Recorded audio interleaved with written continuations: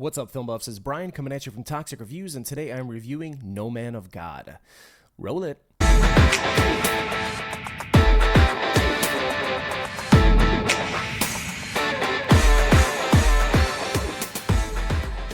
Sentenced to death by electrocution, serial killer Ted Bundy develops a strange and complicated relationship with FBI agent Bill Hagmaier while detailing his heinous crimes. No Man of God stars Elijah Wood, Luke Kirby, Robert Patrick, and Alexa Palladino, and is now on VOD for your viewing pleasure. This film is based on the real-life transcripts between real-life serial killer Ted Bundy and FBI profiler Bill Hagmaier. I heard about No Man of God through a movie website that I'm usually on. And then I checked out iTunes, and I realized it was coming out in like a week. So I'm like, okay, let me check this out. So I watched it on VOD, and I was blown away by this film, honestly. As you all know, I've said it many times that I love independent films, lower budget films, because they focus on character. This is a very small film. Most of the time it is spent inside of a room where Elijah Wood's character is profiling Ted Bundy, trying to gain his trust and to find out why he did what he did in a very friendship type way, so he trusts him. The character that Elijah Wood plays, Bill Hagmaier, is a real-life FBI profiler, the best in the history of FBI profiling. So this film is basically about the beginning stages of FBI profiling. So he takes on this insane task because Ted Bundy did not want to talk to anybody. He did not want to talk about what he did, and he didn't want to admit what he did, while at the same time wanted people to know that he wasn't crazy. So it was an insane task that Bill Hagmaier had to do. So this film documents that in an amazing way. Like, we are in this country very infatuated with serial killers. And I'm not saying that that's wrong, because I read about so many different types of serial killers, and I get the interest in that, because just like an FBI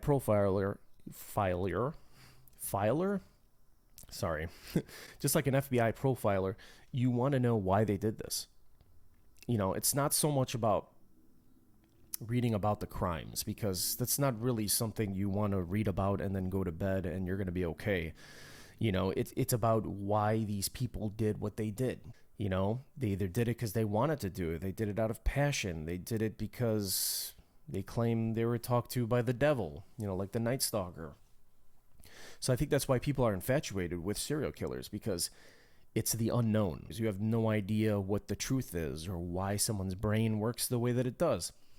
So when Elijah Wood is interviewing Ted Bundy, or Bill Hagmaier is interviewing Ted Bundy, that's exactly what he's trying to do. And he knows right off the bat that Ted Bundy is going to be very apprehensive. And the first time that Ted Bundy sits down in front of him, he seems really calm at first, and then he's like, yeah, I know, you're just like every other guy. I know what you're trying to do. But there's something there. Bill Hagmaier was so good at what he did that he calmed Ted Bundy down to the point where he was interviewing him and talking to him for years before his execution. It came to the point where Ted Bundy considered Bill Hagmaier his best friend. He's my best friend. That's crazy. Can you imagine a serial killer telling someone else, and you hear it in that room, and he's like, he's my best friend? It's like John Wayne Gacy saying, Brian Szynski's my best friend. That's heavy. Most of the film takes place in that one room. You know, there's some outside scenes, but very limited. You know, they really focus on Bundy and Hagmaier's talks and relationships. So there is a scene where Bundy is clearly nervous when he's talking about a particular subject. It's hard to see it in his face, because Luke Kirby does an amazing job as Ted Bundy. He's terrifying. And if you look at some of the court interviews and the other interviews with Ted Bundy, his mannerisms are insane to the T. It's insane. It's like Rami Malek and Bohemian Rhapsody type. So good. So there's a scene, and it's shot so well, where he's really nervous and he's talking to Elijah Wood's character, Bill Hagmaier, and he can't tell what's going through Bundy's mind. But the camera goes really tight on his hands, and you could see his nervous ticks in his hands, and then the camera zooms in really, really tight on the chains on his legs, and he's nervously has a tick, because you can't tell, because he's a sociopath, what's happening, what he's thinking. The scene is shot in such a way where it's like, oh, damn, interesting. This is getting a serial killer nervous to talk about. It's little things like this in the film that are just so well done. There's a lot of scenes that are split right down the middle. Like there's a scene where Elijah Wood's character lays on his bed, and I think it's a hotel room. So it's like half the screen is him laying on the right, and on the other is his stuff on the floor and everything. There's a lot of scenes like this that are very symmetrical and split down the middle. And my guess is that what I noticed about this is that they shoot it like this because there are very polarizing opinions going on in this film.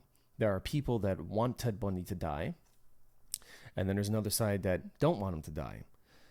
There are good, there are evil. Like the cinematography and the directing is so precise. The acting is amazing. Elijah Wood is amazing. He continues to surprise me because he has a really nice range. Him and Luke Kirby are just, the performances in this are award worthy in my opinion. And I hope this film doesn't get overlooked, and I really hope you guys watch this film. So a nice thing about this film is that they don't forget who the victims are, which are women. Ted Bundy killed over 30 women, from his words. There are several scenes where they shoot women in a way where you could see their reaction to being around this man. There's a very, very powerful scene where Bundy is being interviewed, and one of the girl that's working on the interview is being shot while he's talking. So you don't see any of the actors talking. They just focus on this girl as Ted Bundy's talking, and the camera just slowly zooms in as her emotion builds and builds and builds, because she's standing across from a monster, a man that took advantage of these women, murdered these women in such terrible ways, and to see the emotion rise in this woman's face, I have goosebumps right now just thinking about it. It's terrifying that they had to go through this, yet it's shot so beautifully because it's so impactful. And I remember Elijah Wood, who produced this as well, he said in an interview that he didn't want to look like we're humanizing him. He is a human, obviously, Ted Bundy, but you don't want to glorify this guy in any way. Yes, it's crazy, it's sad that, people end up doing stuff like this, but that being said, the film really focuses on the victims. And I really respect that. Really, really respect the way this movie was shot, directed, written. The dialogue is fantastic. Ted Bundy's lawyer is a woman. And there's a very powerful scene at the end. I won't go through all of it, but she hates Ted Bundy so much, but she's still going to represent him. And that's because she has such strong morals and doesn't want to see him die. It just shows you the depth of these characters. When you see that last scene between her and Elijah Wood sitting down and talking about why Elijah Wood said certain things about Ted to actually get him to be executed, it's a very deep conversation, and a couple lines are said that are just like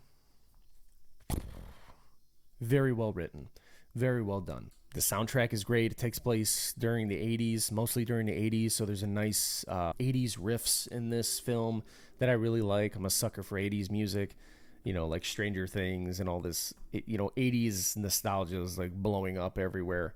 and there's a very like yellowish tone to most of the movie that makes you kind of feel really dirty, like when you listen to the stuff that he says, and it's just like, damn, it's intense. It's intense yet beautiful the way that this is shot, the way that it ends. I'm happy with every decision that the director made. And it seems like they're making a lot of Ted Bundy films. I know that there's the one with Zac Efron. I haven't seen it yet. I think it's on Netflix. Then they made this, and then they're making another Ted Bundy film. Not sure why they're doing that. I guess I could see it because after seeing this, I want to see the Zac Efron. So I guess they're probably doing it because they realize that these are getting a lot of views, and I'm not sure. I hope this film gets a lot of attention because it's fantastic. I'm going to give No Man of God a rating of...